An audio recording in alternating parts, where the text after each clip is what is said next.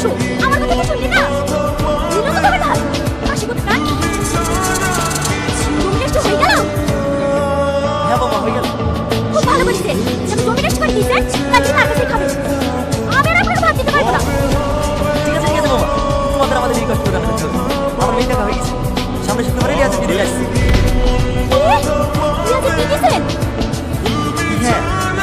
আর ও বলে শিখাইতে কোথায়? কেন বাড়িতে? আমি এবার করতে দেবো না। আপনার তো মাথা খারাপ হয়ে গেছে নাকি? একজন এখানে সারা জীবন চলছে, আমরা আরেকজন। আমি এসব মেনে নিতে পারবো না। বিদিলে দেন না, আমার বাড়িতে উঠতে দেবো না। তুমি বাড়ি কোথায় বলি বৌমা? আমি এখনো মরিনি।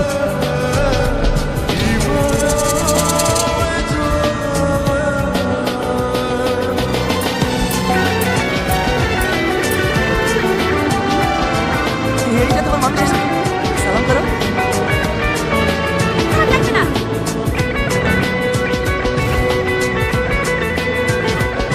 যাও বাবা ঘরে যাও। রিয়াজ চালান তো তুমি ঘরে যাও। রিয়াজ, ও মেয়েকে কাজে কাজ করে যাসনি। সকাল সকাল উঠে পারবি। ঠিক আছে মামা। বিয়ে করলে সুখে সংসার করবি? তুই যে বাড়িতে কিভাবে টেকি?